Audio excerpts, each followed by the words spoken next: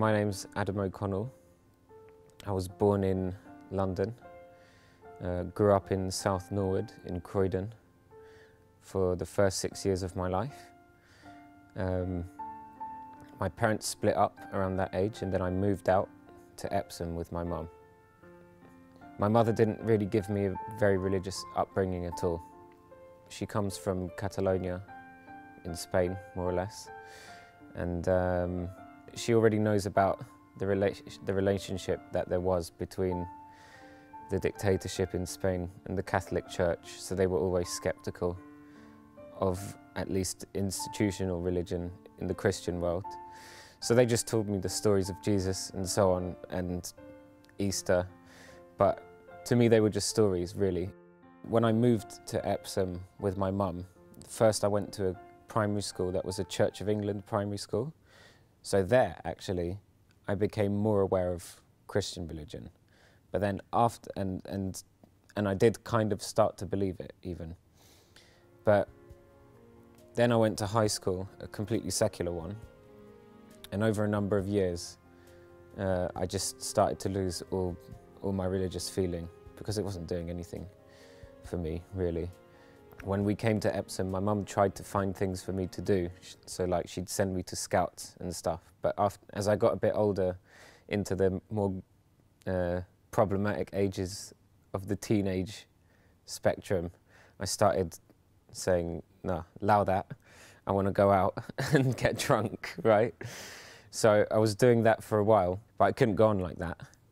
Around that sort of time as well, my mum started to get a bit upset with my drinking, because I was getting very drunk with my friends, coming back home quite late at night, in a bit of a state sometimes.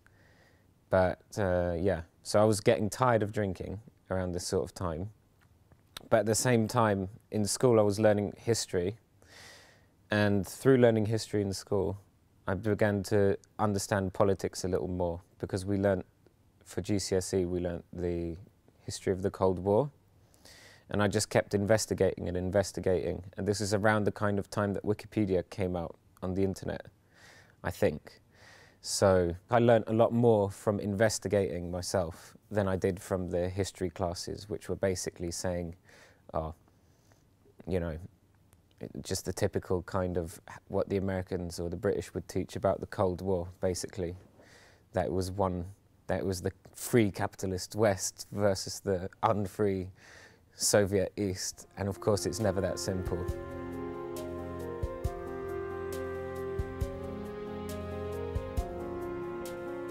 I started losing the basic belief or acknowledgement of Christian narratives that I learnt in school from Church of England school while I was at high school. At the same time I was learning more about Marxism, and the idea of equality, economic equality, political equality made so much more sense to me that when Marx also then said there is no God, as I was becoming less religious, it just made sense to me as well. And for a while, I was being a Marxist and so on, but not really understanding it at the same time. It was a bit of a religious choice, if I'm honest. Anyway, after a while, I studied a bit more philosophy and then just climbed down from that assumption that there is no God. I saw the argument that, you know, the universe can't come from nothing. That for me is very basic, and I just looked up. Our religious studies teachers suggested us to look up at the sky or something and see what was amazing about the universe around us. And I did that, and I considered the argument about nothing can come out of nothing, and I considered the other argument that there is no such thing as right and wrong if there's no objective, absolute definer of that, which would have to be God. And so I became a non-religious theist. So I was not following any religion, but I believed in God, and I was still a socialist, economically, politically speaking. But I carried on with my drinking, with my stupid young life, meeting those privileged old socialists who don't really do anything. And my life was a mess of contradictions. So it was only a matter of time that I would see a religion or if it made sense, then I would go for it. Because I believed in God, I believe in justice, but the only problem is that none of these things were linked. So literally I was ready, you could say, for Islam to come into my life. And then the war in Lebanon, when Israel invaded, happened in 2006.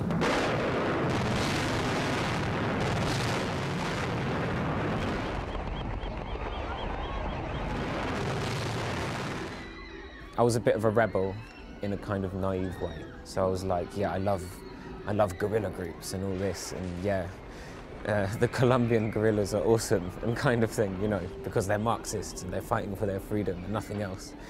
But then when I saw Hezbollah's resistance against Israel, I looked at Hezbollah and I was like, okay, they're 100% religious, top to bottom, but they're still doing that kind of socialist thing of communal resistance and looking after your people. Because I read they were building hospitals and schools again after the war.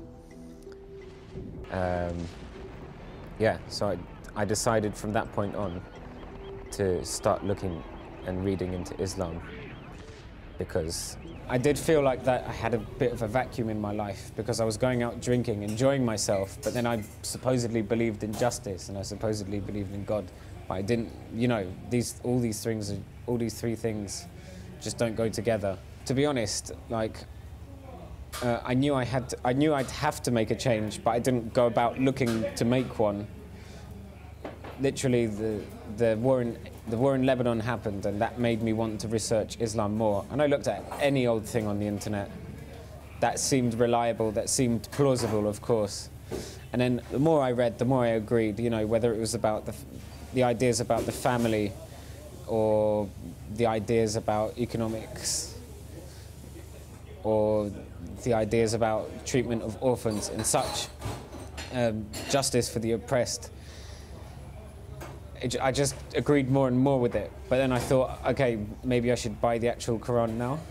So I ordered one off Amazon, clandestinely, sort of, because at that time, I didn't want my mum to know. And again, the more I read, the more I agreed. I didn't even necessarily want to agree with it. It was more a realization that, it was like a realization that this is the truth. Am I going to apply it now? Am I going to accept it now? It was more that kind of thing, rather than, oh, I like that, necessarily. Of course I liked it as well, but it was not, it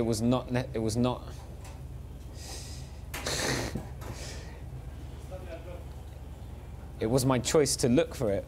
But when you find it, if you are sincerely looking for the truth, you have no choice but to accept it.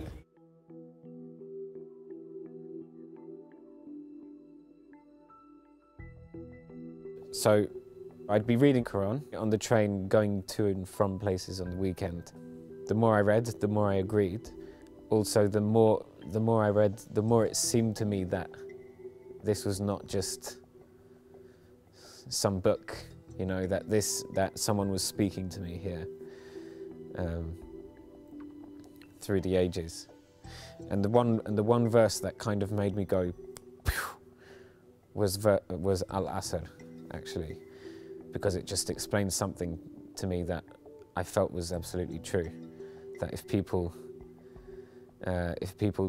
don't do good things, don't seek the truth, and for me the truth was always important, and don't be steadfast or patient, then you'll fail, you'll get lost if you don't do those three things, as well as believe, of course. But at that time, obviously, belief wasn't the #1 priority. But I read that verse and it was like, wow. And then even before I finished reading the Quran, I kind of decided that I must be a Muslim now because I believe this. And I didn't really go around saying it for a while. But then eventually I thought, okay, I'm going to start telling people I'm Muslim, because, you know, if I follow the truth, or if I claim to follow the truth and I find that this is the truth, then I have to stay true to that. otherwise, what kind of person am I, right? So I'd severely cut down alcohol by this point as well. And basically, what I'd decided to do was to have my last drink of alcohol ever on New Year's Eve 2006, 2007. And I did that. It wasn't a very special night anyway. And then after that, I started telling people that I was Muslim.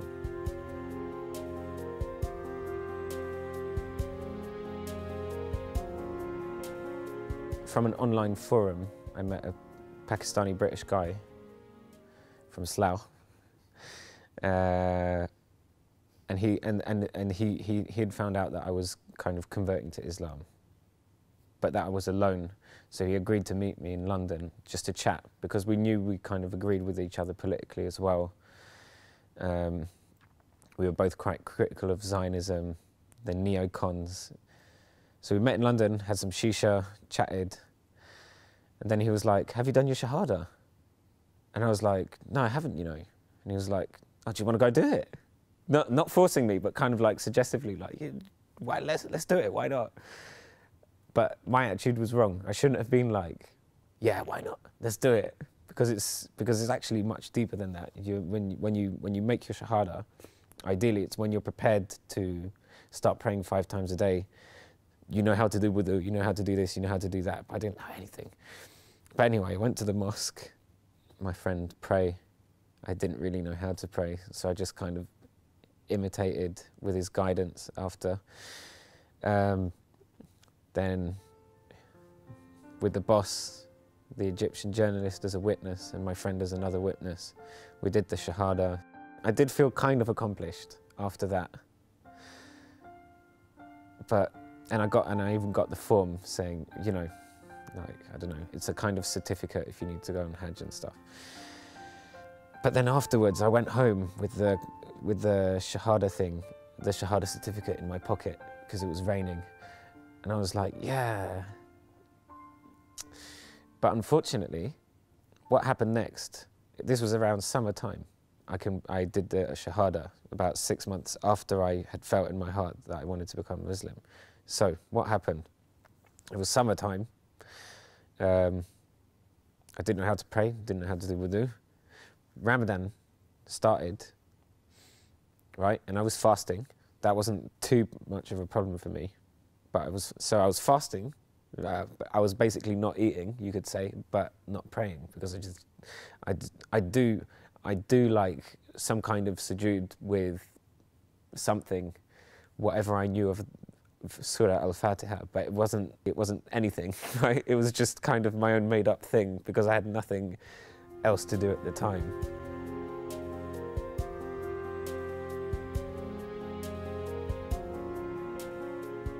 So I continued going to school, right? They were asking us what we wanted to do for uni. At the beginning, I just said, okay, I'll do broadcast journalism, because journalism is about what's happening in the world, and I suppose I'm interested in that. Maybe not in that way, but maybe it will lead to things, kind of thing. I went for a few interviews. Well, I went for one interview at one uni, actually, and I hated it, because it was actually at Staffordshire University, and the guy who interviewed me, I don't know what I wrote in my CV, but he somehow figured out that I'd read the Quran or something. And he was like, yeah, have you read? He asked me, have you read the Quran? I was like, yeah. And he goes, it's scary, innit? And I was just like, whoa, okay, this is not my place here, kind of thing. And maybe broadcast journalism isn't my subject. I didn't even really want to do it in the first place. But all this pressure, apply. In the end, I just said, okay, you want me to apply? I'll do what I want. I'll do Islamic studies, right? Even if it's a Mickey Mouse subject, I'll do that, because that's what I'm interested in. That's the only thing I really want to do. So in the end, I put down Islamic studies. So I went through the first year of Islamic studies, learning about Islam in a general sense, in depth, but general, in a kind of academic way. But I wasn't making very much progress in my personal life. Plus, as a way of escaping the senseless, cultureless drunkenness of English students, I gravitated more towards foreign students from Europe, especially Spanish ones, because I can speak Spanish to them, and you know, it's nice, right? So yeah, so I didn't make progress with regard to my personal belief for quite a while. But then after my first year, I met some Arab guys from Jordan, and they were very nice, and they accompanied me during that Ramadan as well, and they just sorted me right out. They were like, look, here's some videos on YouTube, watch me do it. You say this, and you say this, and you say this. You know, the sort of, shall we say, mundane daily aspects of Islamic practice. That was the stuff I didn't learn from a whole year of Islamic studies, right? So really, like, you know, I converted in my heart around New Year's 2006, 2007, but it took 6 months to take the Shahada. But then, even then, it took me another year before I even knew how to pray properly. But over time, and I had some supportive friends from my course, over time, it became easier and easier to become a Muslim. The uni prayer room was a very nice, welcoming environment. And while I was at uni, I got involved in the Friends of Palestine Society there, who was being run by another revert. And that was a big defining part of my life at uni throughout the second year. So becoming Muslim and at the same time doing awareness work and organizing events about Palestine, the Palestinian struggle. It was a good time. And I was really forming myself as a person towards where I am today.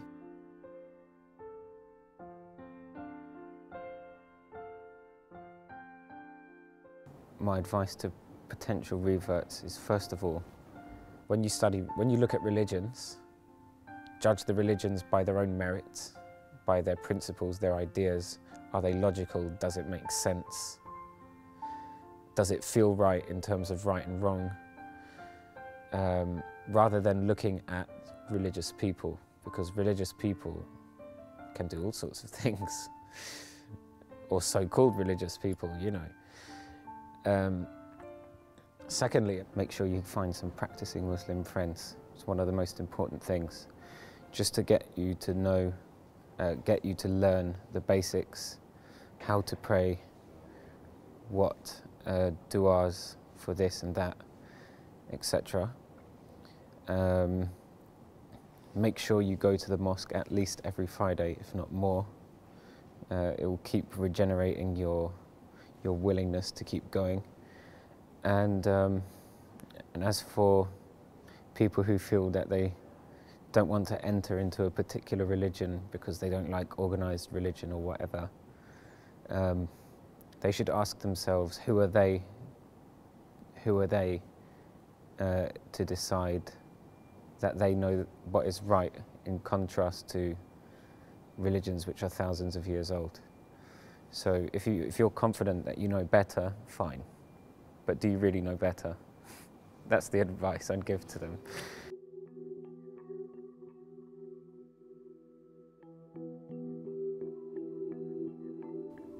Basically, Hezbollah as a movement and Ali Shariati as an intellectual thinker who tried to see the commonalities between socialism in a general sense of strong state, welfare for the people, and Islam, see the commonalities there. So that group and that man were the biggest influences in terms of my religious and political formation together, because he was a Muslim, he was an Islamic revolutionary in Iran and a socialist at the same time. And he was the person who introduced to me this idea that Islam is not just a recent thing, but it's something that goes throughout history. There's a book by him, but it's actually a transcription of 2 of his lectures.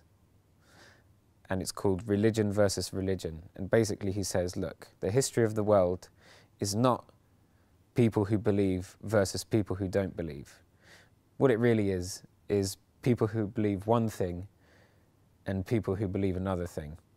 His basic theory was that throughout history, religion goes through a similar process whereby you have monotheists who follow the religion of God, who give the message to the people. Then over time, either the people become corrupted or a corrupt priest class emerges, and then they corrupt the religion, and then it deteriorates until another prophet has to come, right? And that's his kind of argument, that it's not religion versus non-religion, it's the true religion versus the corrupted religion throughout human history, right? So, you know, the Quran and Islam is appealing because it confirms, and it confirms the veracity of previous texts, which are less accessible because of their translation, or because they don't exist, but it also corrects the other two monotheistic religions on things and beliefs and ideas that are very problematic for a lot of people. Another thing about Islam, a misperception that people have, is that it's an Arab religion, that it starts with Muhammad, and Muhammad is the prophet of Islam. True, but actually Islam says that he is the last prophet of God. So it goes back and back, including Jesus, including Abraham, Moses, back to Adam, the first man. So really, there is Islam, TM, which is promoted by Saudi Arabia or whoever it is promoted by, which looks like an Arab religion or a Pakistani religion or a recent religion from the last 1,000 or more years. But what is described in the Quran and the book and the ideas and the scholars is actually something deeper that goes far back. So the idea of being a Muslim is not just being someone who follows Islam, so that's your label. Rather, being a Muslim is a title that you get by doing certain things like praying 5 times a day. And the prophets before Muhammad prayed, fasted, they did all the similar things. So what Islam means to me is basically, it's a religion which outlines how things are structured in the universe, with God as the creator, originator, all power comes from him. So Islam is something that enables you to better understand your place in this world in terms of dunya versus akhirah and that kind of stuff, but also in a worldly sense. It provides me great moral prescriptions. It encourages great things like helping orphans. It's a great reminder of what you should do in order to stay focused in life, and it helps me stay focused in my own mission to look for justice in this world.